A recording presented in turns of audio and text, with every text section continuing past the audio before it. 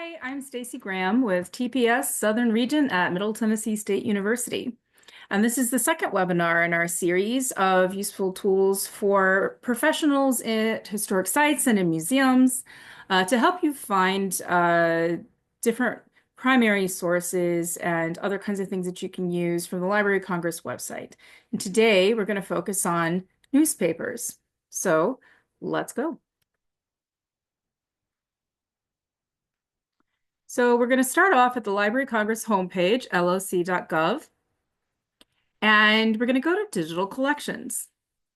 And under digital collections, the newspaper collection is called Chronicling America, and it's usually this second one under featured content. Now, Chronicling America has undergone some changes in recent years. You can see that this is a beta version of this website that's being kind of redone right now. And so if you're already familiar with it, there might be some features that are new to you. For starters, it's a project that's partially funded by the National Endowment for the Humanities.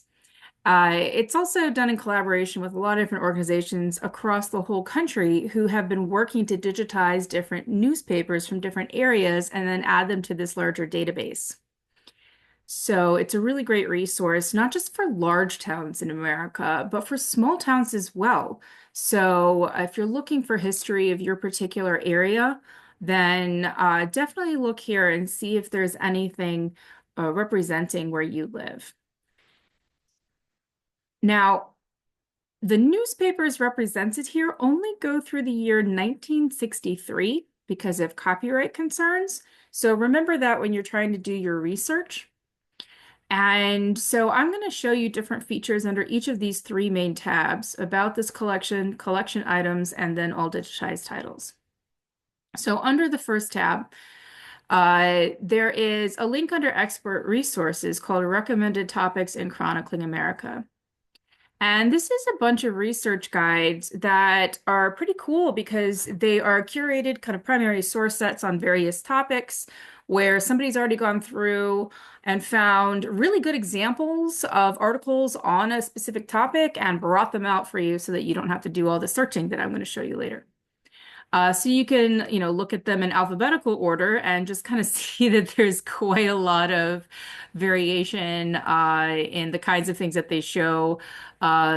There's, things about eugenics, there's things about bicycles, there's things about the assassination of Franz Ferdinand.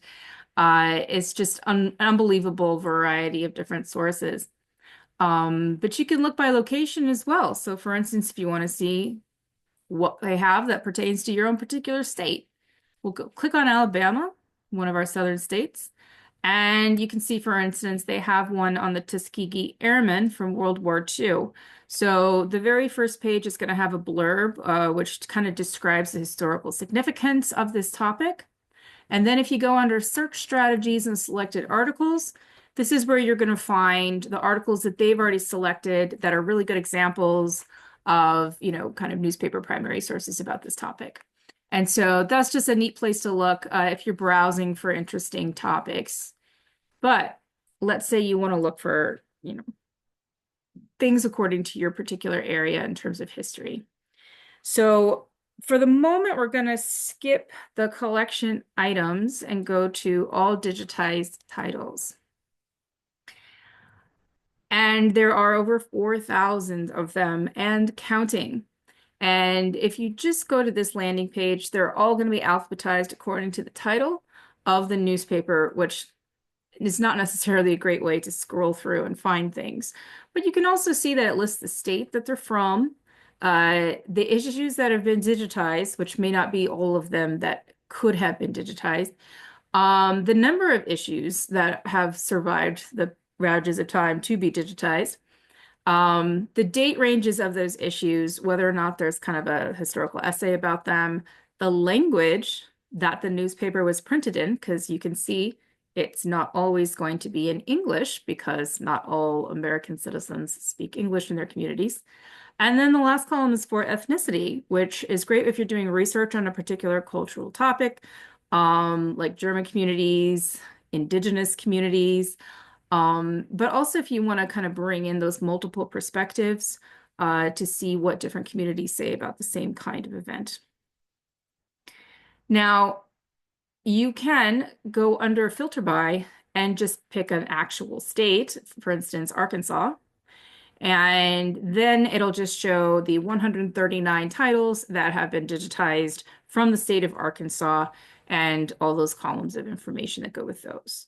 And so you can see it's little towns, bigger cities, and hopefully a good representation of different points of view from Arkansas. Now, perhaps a more user-friendly way of looking to see where all of the digitized titles are from across America is this view all titles on a map. So here's the map. And you can see that it covers all of the lower 48 plus Alaska and Hawaii, some areas of the Caribbean territories, and for some reason, there's even a newspaper from Turin in northern Italy, which I have not had a chance to look into yet. But if you zoom in, you can see that there are just thousands of examples from all over the country. But then if you zoom in even further, you can, the gaps start to appear. And if you look out west, these gaps are probably because, well, lower population densities and therefore fewer newspapers. But let's say we zoom into our southern region here. And then we see different kinds of gaps. So we see a ton of different examples from certain states like Mississippi and Louisiana. But then it's pretty sparse for states like Alabama and Georgia. And the reason is not because there weren't as many newspapers or as many people in those places, but just because collections of newspapers from those two states have not been digitized and added to this database yet at the same rate. So hopefully that'll happen in the future. Just keep checking back, or maybe you and your organization can become part of that project of getting those digitized. So if you click on a blue dot, it'll show you, for instance, in Atlanta, there is one newspaper, the Jeffersonian, that covers the 1907 to 1917. But I happen to know that there are more examples from Atlanta, so I don't know why they're not showing up. But smaller towns as well. Columbus, Georgia. Here we have Wetumpka, Alabama. There are 6 examples from Birmingham. And if you want to see what's been digitized, you just click on that part. Now I'm looking at Tennessee here and my own particular area. And so I see that we have 22 newspapers from Nashville that are part of this collection. There's a newspaper from McMinnville, but in between them, where I live in Murfreesboro, there's nothing. None of our newspapers have been digitized and added to this database yet. I don't know why. So if I am a public historian in Murfreesboro and I want to do some research and find some historic newspapers, what do I do? Well, we'll take a look at that in just a second. But before that, I want to show you another example of this map that's actually a little bit easier to use.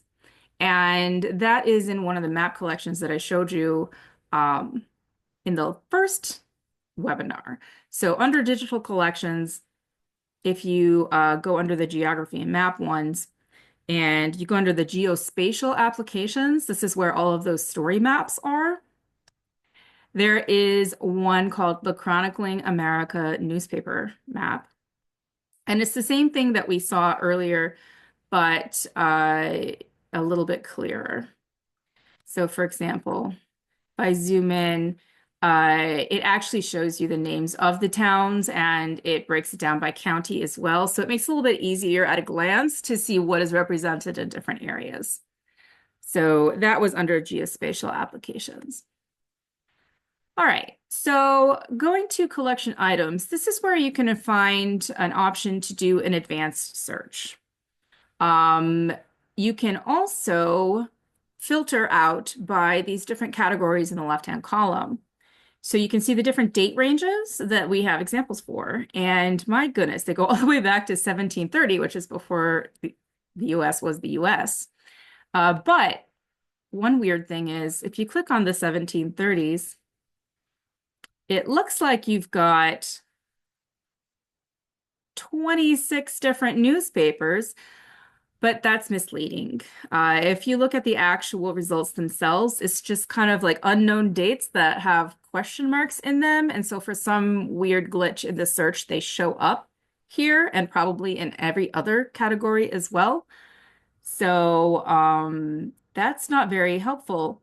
But if you look, okay, so 26, 26, but in 1736, there's a bump in the number of results. So maybe we'll get something that is actually from the 18th century. And yes, here we have an example from Williamsburg, Virginia in 1736. And to look at the what's available, you go under availability and you can see all the front pages. And then if you click on each one, then you can see all the other pages that are wrapped up in that same issue. So basically, you can click on it. You can zoom in using the buttons on the screen. And so here we have the tall S containing the freshest advices, foreign and domestic, etc. So there are some 18th century examples, which is pretty cool. But let's say I want to find Murfreesboro, Tennessee. Well, I'm going to type it into the keywords search box here. And I know that there are other Murfreesboros in the United States, but I'm going to filter that out by going down the left-hand side again and clicking on Tennessee. And so let's see what I can find about Murfreesboro from somebody else's newspaper. Okay, here's something from Sequatchie Valley News from 1915, the Dixie Highway Supplement. Now, the Dixie Highway was a series of highways that connected Miami, Florida to Chicago, Illinois in the early part of the 20th century and went right through Murfreesboro. And so this looks like it is pointing out different places, different major cities along this highway uh, with information about each place, kind of like a travel log. So is there anything here that I can use? Well, I got really lucky here because I have not just one, but two photograph images, and that would be fantastic to use in, for instance, an exhibit or on our website or on a brochure or some other kinds of materials that we might create. Okay, so it's talking about Murfreesboro and what kind of town it is. It has a population of 8,000 people in 1915. And these two wonderful images here. So this one on top, Middle Tennessee State Normal, that's actually the original name of where I work, Middle Tennessee State University, which had actually been founded only 4 years prior to this newspaper article right here. And so this is a brand new building at that time. Of course, today it's an old building and under restoration. But look at it in all its glory. It's beautiful. And here we have an image of Tennessee College, which doesn't exist anymore. There is a historic marker to it, but on the land where this used to sit is now Central Magnet School in the middle of town. So this is really important because now I know what this building looks like and I didn't before. So let's say I wanted to use this image. What would I do? Well, there's an icon of a pair of scissors, and I would just click on that, and then I would kind of do some cropping. Let me see, let's get the image and the caption here. And then once I have my box created, I click on Clip Image, and then it'll appear in a new tab, and I can download it or print it.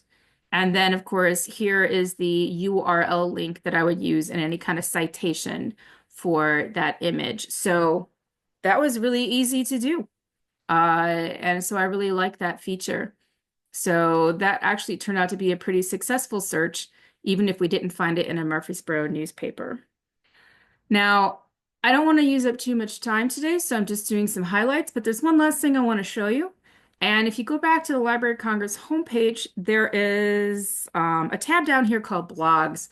And so there is a blog at the Library of Congress that is about newspapers, and it's called Headlines and Heroes, Newspapers, Comics, and More Fine Print.